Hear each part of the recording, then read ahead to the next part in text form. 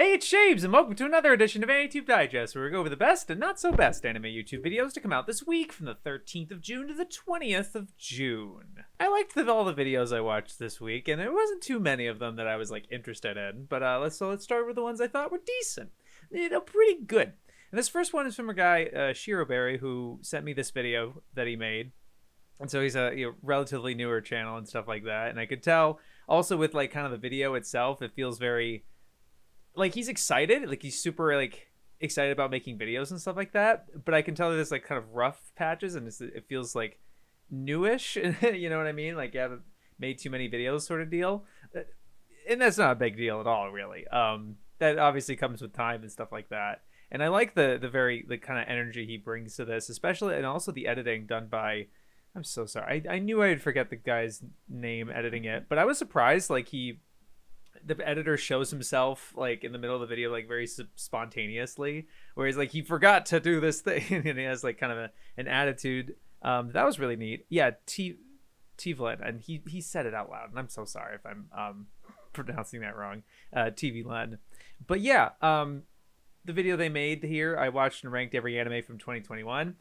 I was you didn't really lead into the fact at the beginning of the video that you weren't actually going through every anime in 2021. You really made it sound like that, and then you at the end it's haha, I got you clickbaited or whatever.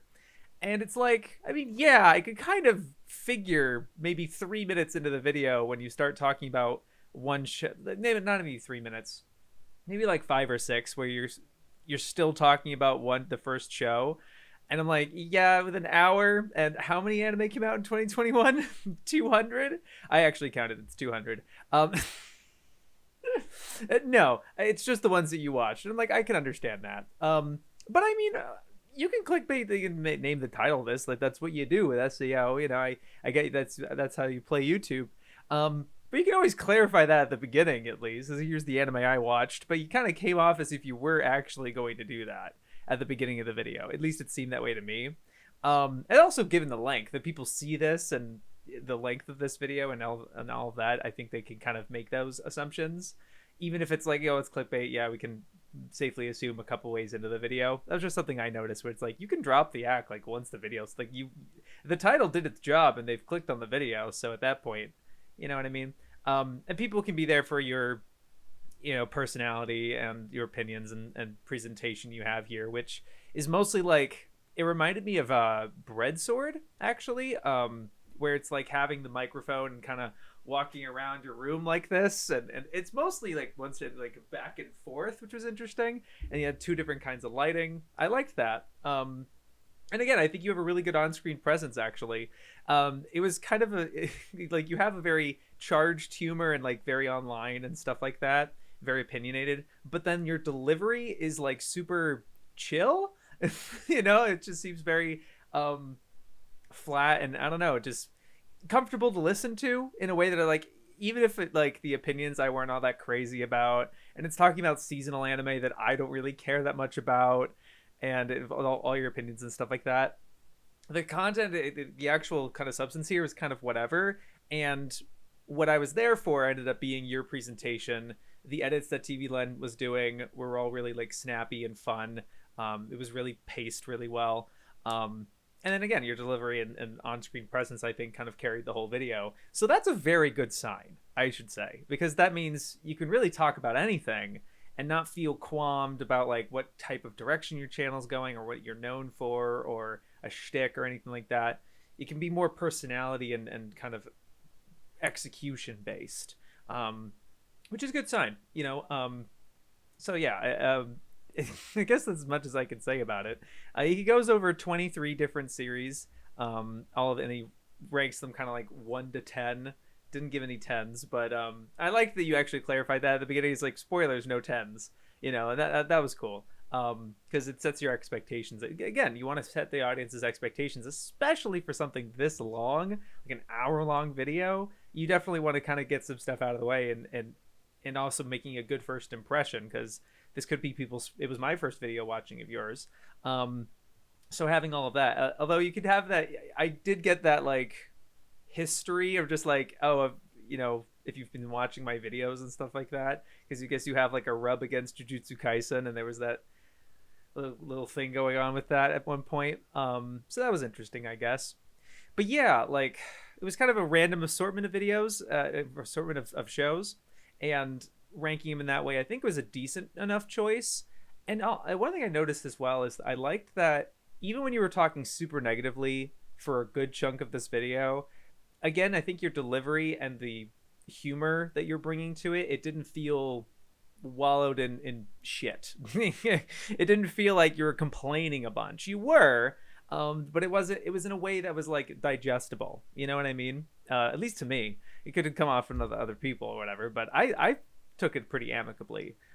Which usually I have very low tolerance for that sort of thing once you're kind of complaining it, and that was definitely the case with certain. So I'm not gonna like judge or critique based on your opinions and stuff because that's just how you felt. Although I thought it was interesting how much you were praising Sonny Boy and yet still giving it a 3 out of 10. You know, and I'm just like, you seem to have really enjoyed it and like were fascinated and went back and watched an episode and might do a video on it. I definitely encourage that. I think like what I've done, like, it's not like a regular thing for me, but like when I first watched Gurren Lagann, I was kind of middling on it. I was very kind of like, I was setting my expectations a certain way, and it didn't really land for me in the same way. And years went by, and I ended up watching a lot of other classic stuff that it was taking from. And I had this video idea about what inspired it and kind of the influences and kind of getting people to check out these older shows that it's taking from, like this popular show.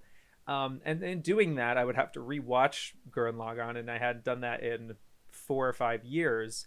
And in so doing that, I ended up liking it a lot more because I was able to appreciate those things. So I think like in the process of making a video, if you're motivated to do a video on Sonny Boy and trying to actually understand it, I think that would be fantastic. And hopefully you get to really actually enjoy it, because I can understand. I'm a little weird about that because it's like, it seems that you prioritize story and understanding the show a heck of a lot more than the technical, like the actual craft on display, because you seem to have no qualms with the craft on display, and you seem it's a really great show to watch, but you didn't understand any of it, so you give it a 3 out of 10. You know, so that was the vibe I was impression from your opinion. And the way that's, again, I don't want to judge you for your opinion or anything like that. I just found that lopsided and hard to understand as a viewer. You know, there's this Roger Ebert quote that's floating around because it's his I think it's his birthday. He'd be 80 or whatever. But he was talking about how writing reviews, you still want to write it in a way that people who are reading it will understand what the movie is, so that they'll know that they want to watch that movie. Even if you dislike it, even if you like give it a really negative review, they're able to articulate as like, oh, that sounds like something I'd enjoy. You know what I mean? And so I think you pretty much had that, because the way you're gushing about these visuals and stuff, as a viewer for me, I'm like, oh yeah, that does sound amazing. And I have seen Sonny Boy, so it's kind of different. But in terms of like I didn't understand it, that's sort of a disconnect for me as a viewer. I was just like, just because you didn't understand it, but that's just me. And yeah, that's fair. There's something I thought was interesting about it. Yeah, and I just, you know, taking this as kind of more of like, here are my loose thoughts about these things was kind of nice. And it didn't, a lot of the discussion of the various shows varied all the time. Like some were really, really short and others took a long time. It was like, here's some other things I liked and things like that. It was casual and nice. So I overall enjoyed it. It's not like something I'm going to go out of my way to watch necessarily, but I know you wanted feedback on it, and it wasn't something where like I wouldn't feel comfortable talking about it on Digest in that sort of way. Like, look, this needs some work, you know, because you're just starting out, and I didn't want to. I usually don't give super negative impressions on videos from channels that haven't done this for a while, type of deal. But anyway, I really did enjoy this video, and I'm looking forward to more from you. Great job. I didn't have that many videos for Digest, to be honest, this week. But so I waited till like 6 p.m. For videos to see if the deadline. No, but I did check on my other channel. For some reason, Charles Cornell, I'm subbed to him on my like my personal channel, and I watch videos that are not anime related. Instead of the the channel I do sub to all the anime channels, which is my main channel, Caribou-kun.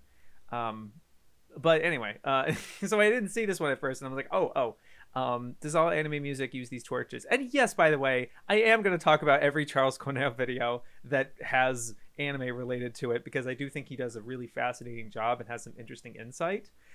This one is only decent for me because the vast majority of the things that he's gushing about are like numbers and chord changes that I don't know anything about that. And a lot of these songs don't sound all that similar to me. One thing I was also noticing about this, that before he started getting into the examples, really great, he shouted out a video from Animize that had already done this topic, and he's like, I didn't really have anything to add, so let's just make a video with different examples and see if his theory, Animize's theory, proves to be correct.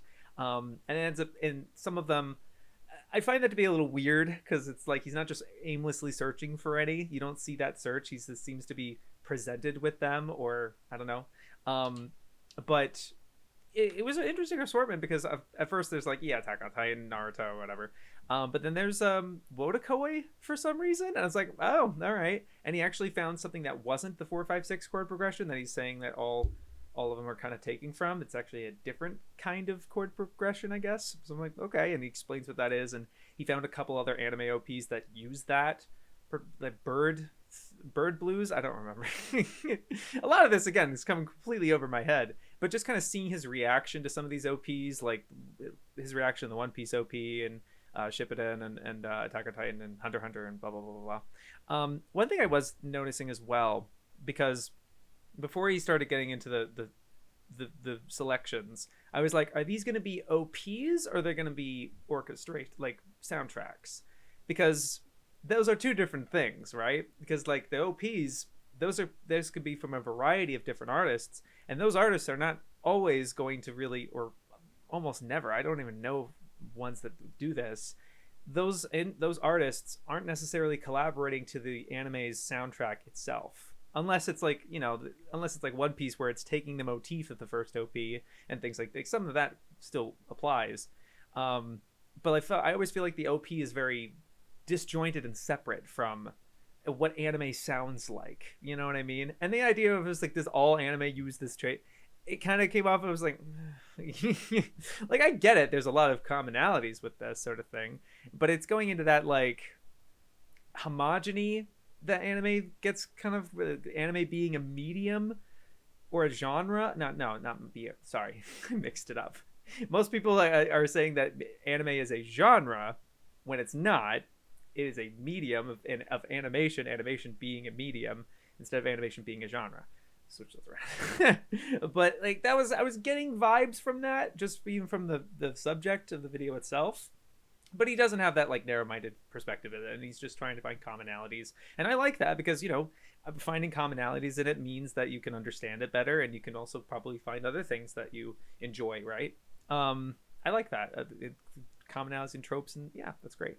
But yeah, I was just like, okay, so it's going to be OPs, which is kind of a different conversation than soundtracks. And I get soundtracks would probably be a lot broader and harder to boil down. And I also noticed, especially when he brought up Naruto, the thumbnail is a teeny bit deceiving, because he uses the Shippuden OP, Shippuden OP 1. And yes, that does have the 4-5-6 progression, the same as Attack on Titan, etc. But all of them were the first OP. I'm pretty sure all of the OPs that they sampled here, which is like 7 or 8, were just the first OP. And I've noticed that, because it makes it, you think thematically, like, because do the subsequent OPs sound like that? Like OP2 of Attack on Titan? It doesn't sound all that. Maybe it does. I don't know. Again, I never really noticed that these two have the same chord changes. I never really noticed that. But I think it would be something to be said where, like, does this chord progression that the thing that they're saying here, the concept that they're all the same, is that have to do with them? Is there something related to them being the first OP? Because maybe there's something kind of welcoming or familiar or introduction or first impression, something about it. I just found it an interesting pattern that Charles didn't really bring up here. I'm not sure if he recognized or realized, because he's just kind of taking these OPs in isolation, right? One of the things I'm going to hopefully talking in my Naruto video about when I discuss OPs and EDs, is that it's one thing to kind of analyze the OP itself, and another to isolate it and take it out of the context of the show, because I think they're two different. You kind of have to talk about it within the context. So in these contexts, with all the OPs that he's sharing, it's from the very first OP, and so it's the first impression the audience gets, and so it's like maybe that's something familiar. I don't know. There's something to be said about that. Anyway, that's something I noticed. But yeah, I just like this. I like his discussion of anime and his excitement for the subjects he's talking about. Doesn't have to be an expert in it, and that's fine by me. I also really like that he shouts out another channel that's much smaller and doesn't upload that often. But that's, yeah, I liked that a lot. It was great. Totally Mark had a Toei redraw. I'm surprised that he's doing this. It's like, hey, good for you. Like, feels confident, or he's got the right ties, I guess, now. But he reached out to some Toei animators to redraw some scenes from Superhero, Dragon Ball Superhero, into like that 2D style, that like classic Dragon Ball Z type of thing. Although they're really kind of using a lot of the I think they're more trying to make it look like what Broly looks like using using that kind of shading and coloring techniques that make the drawings feel like they came out of that movie in particular, which is great because it's a great style, and by all means. And I like that he emphasizes that, like, it's not saying that the movie, they're not fixing anything. That all they're doing is sort of like alternate universe, like what if type of thing. And I like that. And he's able to describe things and feature these artists, and that's awesome. I think the one thing that was kind of not so great, and it's like, why did you have to do that? Is I think like one of the animators kind of did this on their own volition, and like you can feature it and that's fine. I don't feel like if there was a situation like that was presented, that's fair. But like he had this really great, basically he spoils Dragon Ball Superhero, and I won't do it here because it's not even like a minor spoiler, it's like the spoiler. It's like the big thing that like my roommate is currently trying to avoid Dragon Ball discourse until he's able to see this movie in August.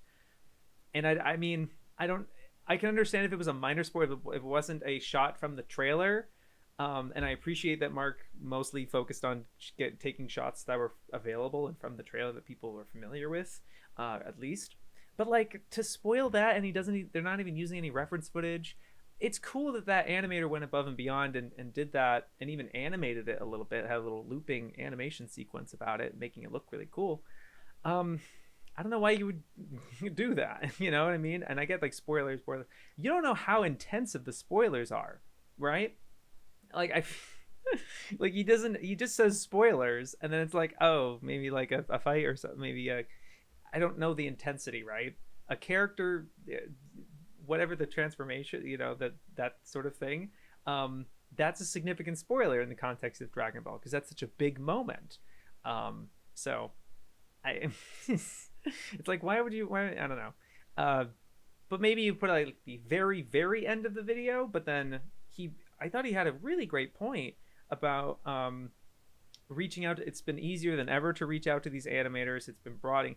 And like the stuff he was saying after these spoilers, I'm like, why did you end the video over there? Like, you should have just like actually ended the video on the spoilers and just the one shot. Actually, the thing is that he also goes into detail about that spoiler, and it's like why it's interesting and why it's funny and stuff like that, and like it's why it's a big deal. But he could have just put it at the end, that animation sequence, without any context. Like he could have just not said what it is, and people can make the connections for themselves and spoil to themselves, because the spoilers are out there, obviously. I don't know. I didn't agree with that approach personally. But yeah, I'm happy he's doing these still, and him saying that he's considering doing this for other series now that he has these animators on willing to do this. It's pretty awesome. Yeah, but I like the video overall. I enjoy these videos for sure, especially the format now, because there was like this kind of reference footage, and they were using that format of like showing the speed drawing, the reference image, and then whatever, the like reference supplementary material basically. And I liked using that as like showing the artists examples of stuff that they've animated in real anime and stuff like that. The format was all great, and I like the video a lot. I don't know if I agree with that choice personally. And I think this is the first time I'm talking about Ohara. And he talked to Sea Dog for his first reaction to One Piece. So Connor is reading One Piece, and he's currently on volume 15, which is the Little Giants, or it's little. I think it's a bit after that. He sound like he had seen the fight with Mr. 3, and he didn't particularly like it. That's fair. And he has all his opinions of One Piece, and it is interesting. And I think it's awesome that Ohara was able to give him that platform and share it in his kind of One Piece centric community. I'm not subscribing to Ohara, at least for right now, only because his entire channel is One Piece and One Piece spoilers and like theories and that sort of thing. He's really deep into that he's that kind of channel. And I'm not subscribing to any of them right now because I'm watching One Piece right now. But like I did see it, like Connor retweeted it, so I was like, oh cool. Because that's really surprising and awesome. I like that he's keeping it to himself. I wonder how his pace is going to be, and he's reading it, so that's something. That is a choice. Although with that reminds me what I was going to bring up with this video. I was a little peeved, or just kind of like, I guess nitpicky perhaps, that like Connor is reading One Piece and there's no discussion of the anime at all, and yet Ohara, or whoever his editor is using anime footage, And I get it. It's because it's a quick turnaround. It's way easier to just show anime footage, but it also, even more of a nitpick. I just was bothered that like. Connor keeps bringing up like Arlong and Baratie because that's pretty much where he's at. He's finished East Blue and he's a little bit into Grand Line, and they're using footage from like, I don't know, but it's not the original footage. It's like reanimated from like the I don't know what they're using.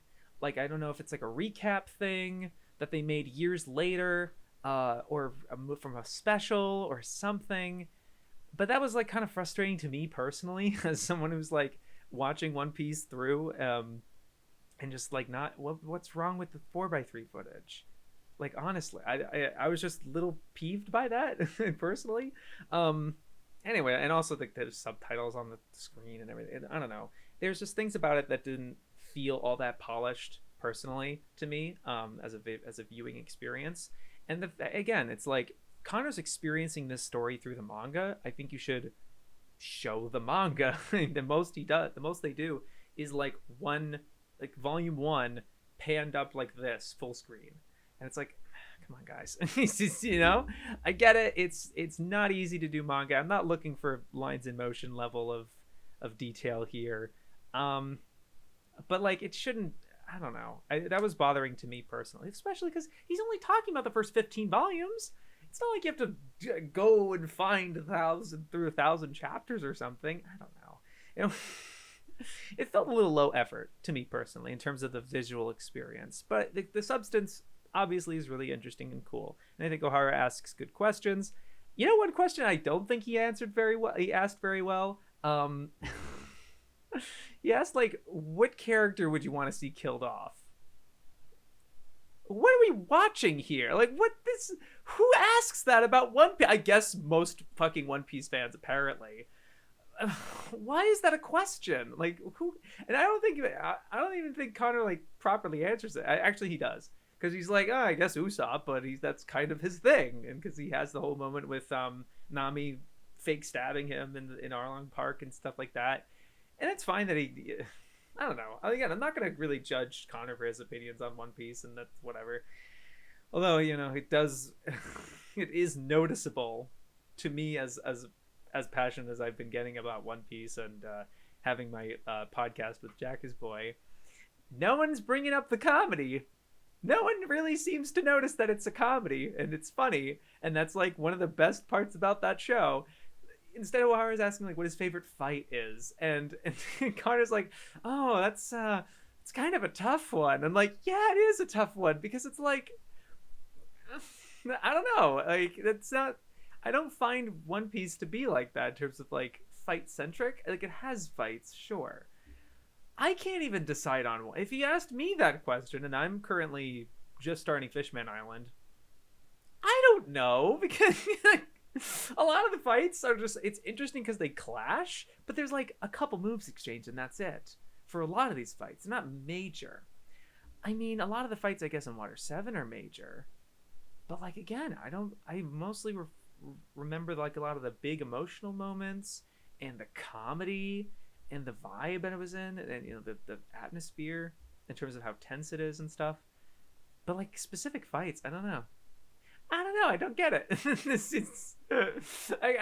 Maybe I'm digging it a little too much in this vid. I'm being a little One Piece elitist myself. I can understand that. And, you know, who am I to talk? I'm still not fully through One Piece, although I'm enjoying the absolute piss out of it. Once Connor O'Hara is like, hey, what would you give One Piece right now as like a rating out of 10? And he's like, I'd give it like a 7. And I'm like, that's fine, that's cool, that's fair.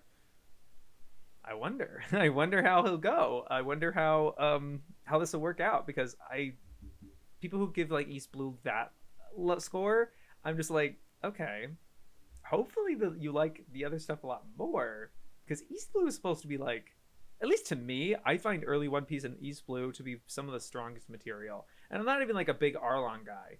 I'm really even talking about like Syrup Village stuff, you know? I'm just like, the whole thing of East Blue I think is fantastic. Better than, again, I don't want to judge Connor for his opinions and stuff like that, but it just, to me, it's like, and I'm not saying that it goes down after that, no, it's maintaining that. I've never really it's not had a bad arc for me personally. I'm fucking loving it. But it makes me wonder. I'm just like, okay, I wonder about how far he'll go into it and reading it, and how much he'll end up enjoying it. But you know, that again, more power to him. I'm happy he's able to share his experience, and he's also closing himself off and like not reading the comments of this video. No, don't ask me about one, please. You know what I mean? Like that's cool. Trying to be isolationist and trying to enjoy it as the story, I think is really smart and awesome. More power to him. Yeah, I enjoyed the conversation. I liked O'Hara that made this video and did this with Connor. But yeah, I just had my spicy thoughts, I suppose. Alrighty then. And here what I thought were the best videos of the week. That was what I thought were the best videos of the week. And this first one I am in. I have a guest appearance on the Bomb Squad podcast where we talk about Space Adventure Cobra, the movie from 1982. And this is like, and obviously like I'm thinking of it maybe not because I'm in it necessarily. Like this is my first experience watching one of their episodes in full, to be honest with you. And I knew about this from their clips. But like, I am shocked at how well produced this whole thing is on a visual front. It's constantly showing clips and relevant material, as well as having all of us on screen and stuff, and because we all record through like Discord to have face cams and stuff. And the way that's the transitions with each of them, it's not like super high quality, like super high whatever, but there's effort behind all of it. It doesn't rest on any one visual for a long period of time. Which is really impressive for something this long. It's not like 2 hours or anything. It's only 45 minutes or so. But it's edited very tightly, and that was about how long we recorded, maybe like 56 minutes or something, but he's taking out all the gaps and stuff like that, and I think it steps and flows really, really well. It's incredibly well polished, and I think I had a great conversation. I really liked what was discussed and how it was presented, and I just liked it a lot. Thank you so much for having me on there. I think it was a great time. I definitely think you guys should check this out once you watch Digest or whatever. Yeah, it's great. Lines in motion once again. Danny with a banger. The importance of Heartstopper. Because it's Pride Month, Danny decided to showcase one of their favorite comics it's a British comic, and it has this kind of really underdog success story of like Kickstarter and then the physical getting picked up by a publisher, and now it has a Netflix adaptation, live action adaptation. That's incredible. But they mostly focus on the story itself, and of course really the substance and kind of the thing to watch this for is the visual presentation. Danny absolutely kicking it out of the park again.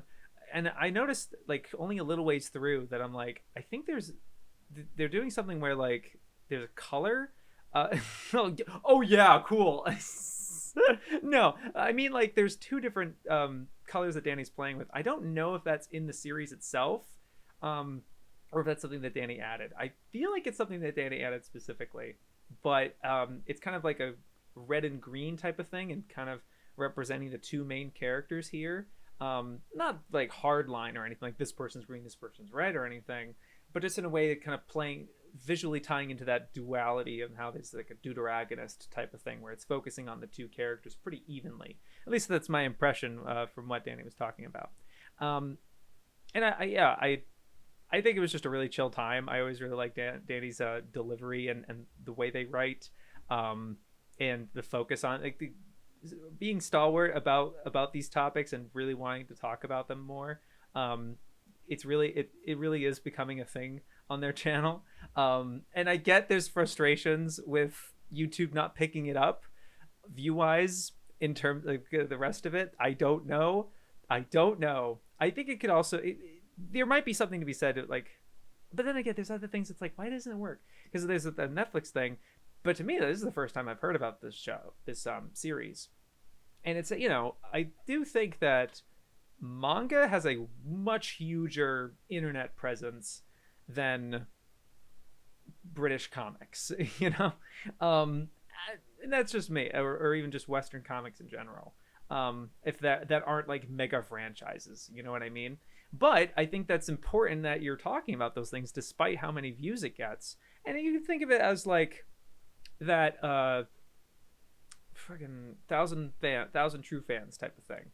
Even if you're just talking about super niche things, so long as your patrons are backing you and you have really good support, you can just make whatever you want. Don't have to worry about that, the view count type. As validating as it is, as much as you want your videos to succeed, especially for how much you make, like how much you put into these videos. It's, oh my gosh, especially like I can tell how hard you go on the first minute or two, where it's a constant inventive transition after transition, and everything looks so visually pleasing with the color choices and the motions and stuff like that. And there's a nice heavy balance of animation plus conservative type of just showing the thing, that doesn't feel like you ease up at all. But there are clearly like shortcuts and certain things that are repetitive, but nothing that makes the audience realize that you're constantly, you know, and it's incredibly well crafted, the whole video. Yeah, so it's just a visual treat, really. On top of the things that you're saying, I think is always interesting, and the delivery, of course.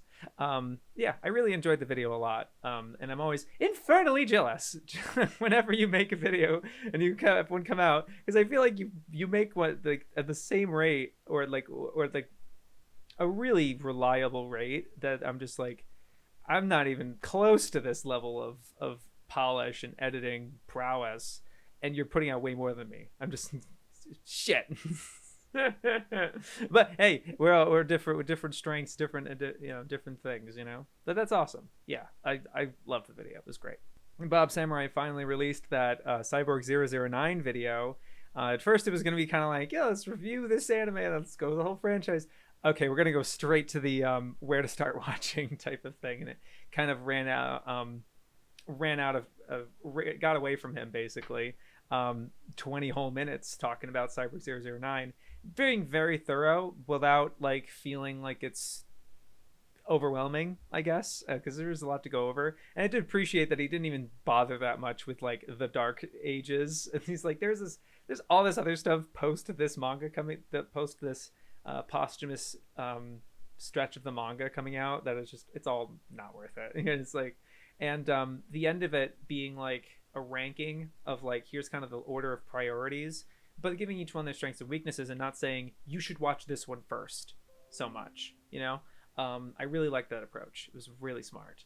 It was pretty much what I was expecting, but I just want to give it best because it's like, kudos to the effort, because you were very thorough and even-handed, with having like, everything is extremely well backed by like why you liked certain things and giving proper examples for everything.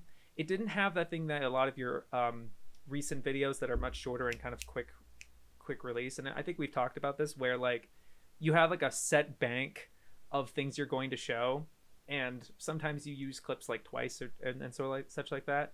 But this one felt so deliberate, and you were using so many clips that felt like you were referring to this exact moment. You know what I mean? Or these particular episodes. So I think that was incredibly high effort on your end, and really appreciative. And you seem to got the seal of approval for Mercury Falcon 2, who's the big Cyborg 009 fan that I'm aware of. So yeah, that gives me a confidence in it as well. But yeah, I was really happy hearing about 79 and the 70 series in particular, how like the qualities of that one, while being even-handed. It's like, yeah, 2001's kind of the best one. Because that's what I've heard. But that's great. I really enjoyed the video. Congratulations. And now you can move on. And now you can keep it at. But great job. Saigono, I can't do it. Saigono video. It works out. Whatever. Cineclinic, of course. Finally coming back. This was worth the wait. This was worth like taking a little while and to really polish and make this one really good. The manga that teaches you Japanese, talking about Yotsubato. Wow. So it's again, I think it's like seeing you very subtly improve your style, as much as it doesn't need to be at this point. All of your videos since like a year ago or even longer than that have been perfection in terms of your presentation. I couldn't see you, like, I was just really shocked. But like, there wasn't so much meme and stuff like that in this one. I think it's a lot more polished and casual almost. I like resting on there just wasn't that much humor in this one, but that's totally okay. Especially because I think you're just focusing a lot more on the subject itself. Not that you weren't in other ones, I guess, but there was just more entertainment in those other videos, I guess. But this one felt like really straight shooting. Even the going so far as to use stock footage for that one section of talking about like parent talking and stuff like that. I was like, wow, look at you, Mr. Mr. You stock clean ass stock footage. Ooh, it reminded me of like Legal Eagle, actually. With the way he uses that supplementary footage. No, but like I kind of rhyming and having the beginning and end of the video kind of match each other with the framing, and then going with the table to that, like you're smart. You know what you're doing. I like that. Let's go. But while still keeping it fresh, it didn't feel like super repetitive or anything. So constantly surprising the audience with like looking down and side and certain things like that. The couch moment is pretty iconic. But there was one thing I was anticipating. I'm not saying you had to do this. I was just like, oh, okay, that's fair. There was one moment where your back, it was a different angle than what you normally have. I also liked the lights in the back, like the theming it even better. It was just like so good. But I noticed there was one shot where like it was kind of at a different angle of your room, and I was actually gonna guess that you had taken a picture of your or footage maybe of your room without you in it, and then that you was going to be green screen, and so then there were going to be something that comes from behind, even some surprise like that could have been. But then the panel kind of comes up and forward. I'm like, oh, okay, that's fair. Again, I'm not like that was a critique or nothing. I was just like, is that where he's gonna go? Is that what's gonna happen? I was just like eager for it almost. And that doesn't mean it was a disappointment. I was just like, oh, okay. But it's kind of to keep me on my toes of just being surprising in terms of I love that table shot, like the green screen table, and also like using that very classic from your back in the day type of like white background, kind of flickery white background, but with the green screen and stuff. That's another, again, it's evolving your style in something that's familiar but fresh. God damn, dude. Yeah. Yeah. Really well cited, of course, and everything, blah blah blah. But I'm not interested in that garbage. No, I'm kidding. I'm more. I really admire the craft on display. And God, yeah, you really are one of the best people we got right now. It's fucking awesome. Hell fucking yeah. And that's it. And thank you for watching this installment of AniTube Digest. Yo, peace. I'm kidding. You guys are great. You have a great week. I couldn't go through with it. Yo, peace.